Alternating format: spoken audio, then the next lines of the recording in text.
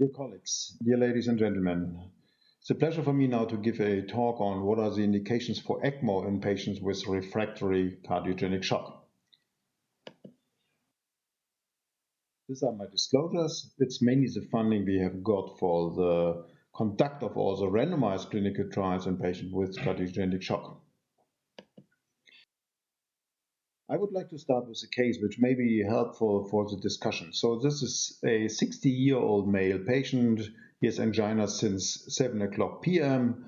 and several hours later he calls the emergency physician and he presents, as you can see it here, to the emergency physician with a classical cardiogenic shock. Blood pressure 82 by 55, heart rate 115 per minute, lactate elevated 5.1, glucose also elevated, and he also has cold skin and extremities. We took him directly to the lab because of an anterior MI. As you can see it here, there's an acute blocked LAD, severe stenosis of the left circumflex, and also a chronic total occlusion of the RCA. So this from our culprit shock trial, and as you can see it here from all the randomized trials, currently mortality for patients with cardiogenic shock after an acute myocardial infarction is somewhere in the range between 40 to 50%, according to randomized trials, as well as for registries, as you can see here.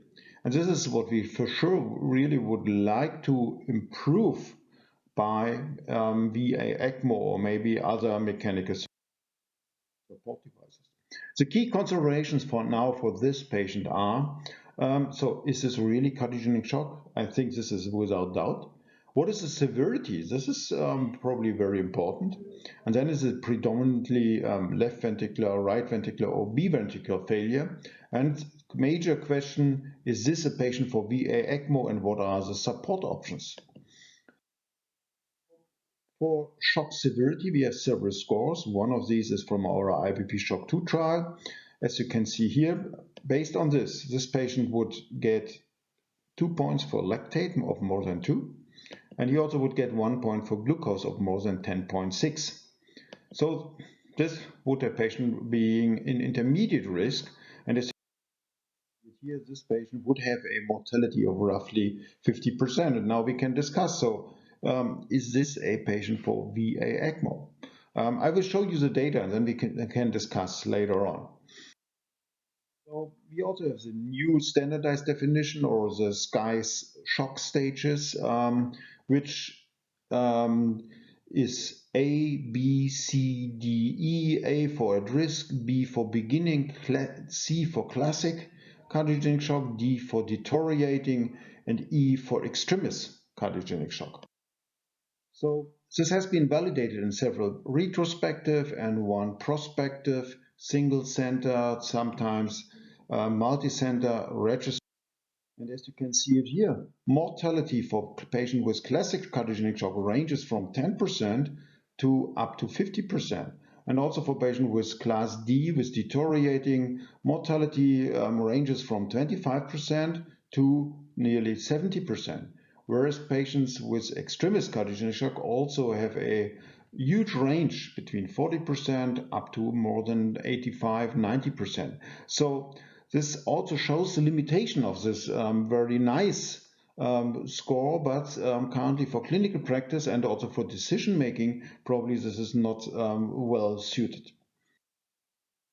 This is what we are doing in Germany. We have an explosion in the use of VA ECMO in patients with cardiogenic shock after the publication of our IBP Shock 2 trial. As you can see it here, 2013, 2014, and another highly published journal circulation, as you can see it here from our group together with the Hamburg group, also showing a significant increase in VA ECMO. And now looking for VA ECMO. We all know this is probably the device with the best support with up to 7 liters per minute. The problem, on the other hand, is that it does not give full unloading, maybe even increase afterload, whereas it has very nice properties for RV.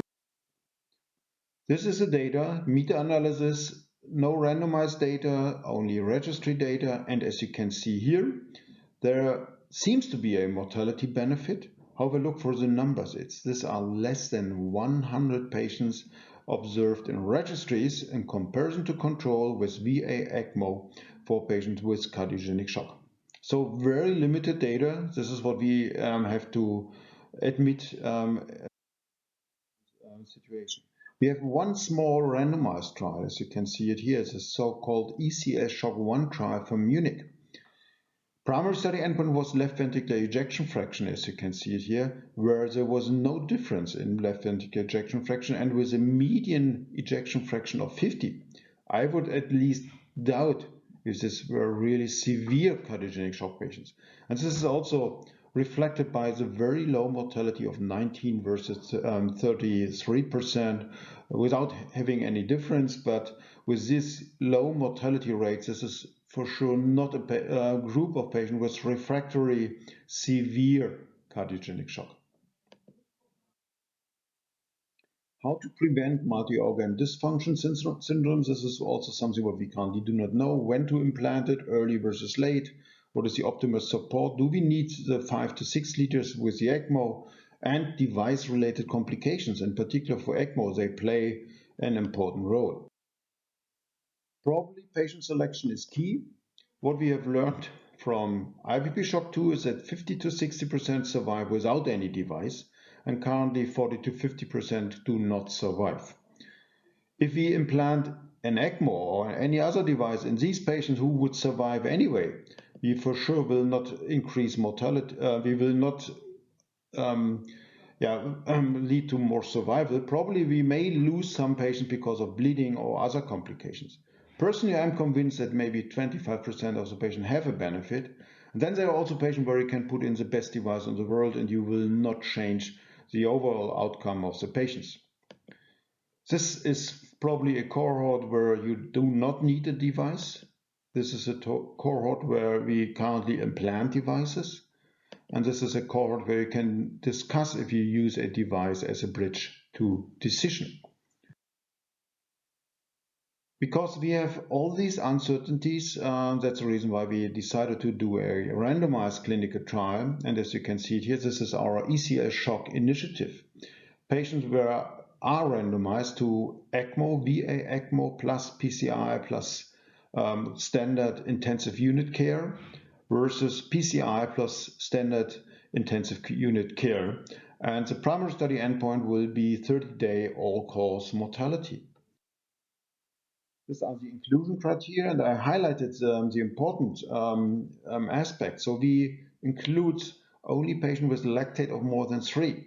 And based on our own registries, so these are patients at severe cardiogenic shock with a mortality of more than 65 to 70%. So this is what we tried to select based on the criteria. We only include patients with acute myocardial infarction with cardiogenic shock with a planned revascularization strategy. Inclusion criteria may be also important. We have an upper age limit at 80 years, which is probably also very important because based on registry data, patients having an age of more than 80 usually have a mortality, if they get an ECMO, of close to 90 to 100%. Maybe also important what we have to consider are left ventricular pressure volume curves. We know with ECMO that pressure volume curves are reverted to the right and to the up, which is probably not beneficial for the left ventricle. And that's the reason why we have to consider to insert an additional percutaneous LVAD like an impeller in these patients. And I will show you some data.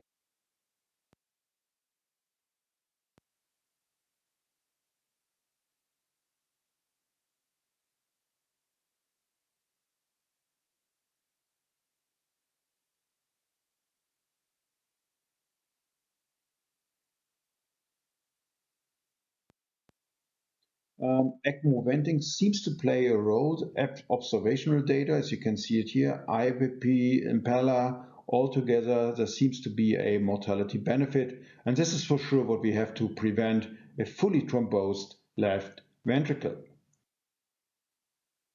Newer data, ECMO venting with impeller, also together with the Hamburg group. We have published this in Circulation last year.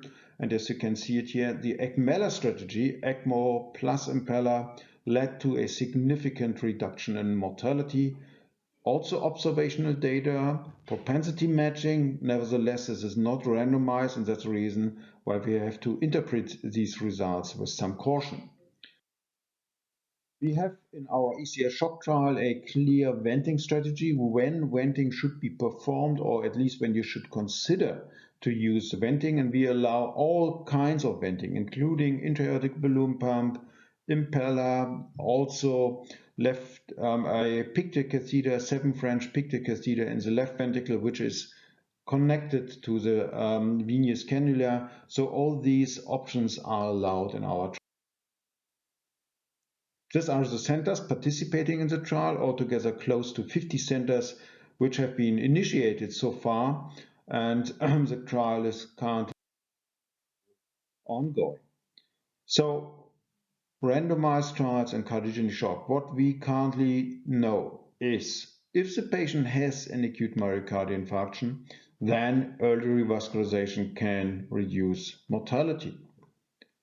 If patients have multivessel coronary artery disease, also based on our culprit shock trial, then culprit lesion only PCI leads to a significant reduction in mortality in comparison to an immediate multivessel PCI strategy. With respect to vasopressors, more limited data based on meta-analyses, as you can see here. Norepinephrine seems to be better than any other drug like dopamine or maybe epinephrine. However, we have to be cautious because these trials were not powered for mortality. And if you look for the intra-aortic balloon pump, there is no significant benefit. If you look for other mechanical circulatory support like impeller or also tandem heart, currently no benefit. And I've shown you the data with respect to VA ECMO, registry data, significant benefit, small randomized clinical trial with 42 patients, no significant benefits. This is what we have to keep in mind. And that's the reason why, honestly, if I want to answer your question, what are the indications for ECMO in patients with refractory cardiogenic shock? I do not know. Probably these devices are currently overused, at least what we do in Germany. I've shown you the data. And if there's really any benefit, appropriate patient selection is probably the key for a successful treatment of these patients. That's the reason why we need all these randomized trials. These are the inclusion rates in cardiogenic shock trials, which have been performed so far in blue, and the ongoing trials in red. And I will show you the current inclusion rates. So in our ECS shock trial, close to 200 patients have now been randomized. And if we can a little bit further increase the speed of inclusion, we will have the results of this randomized trial within the next 1 to 2 years. There's another EuroShock trial, which has currently included only 21 patients, so they are lagging behind. And then we also have the DANGER trial, the Danish-Germany trial, randomizing patients to impeller CP versus standard of care. And they have currently randomized a little bit more than 200 patients, although the enrollment rate is overall relatively slow. And we will have to wait probably another 2, 3, 4 years until the final results of this randomized clinical trial, which is also extremely important to answer the question if mechanical circulatory support can reduce mortality, and maybe also give us answers on the indication when to use mechanical circulatory support. With this, I would like to end the presentation and looking forward to the discussion and your questions. Thank you very much. Professor Thiele, thank you very much for this presentation. I'm sure there are a number of questions coming up, but as we said, we'll keep it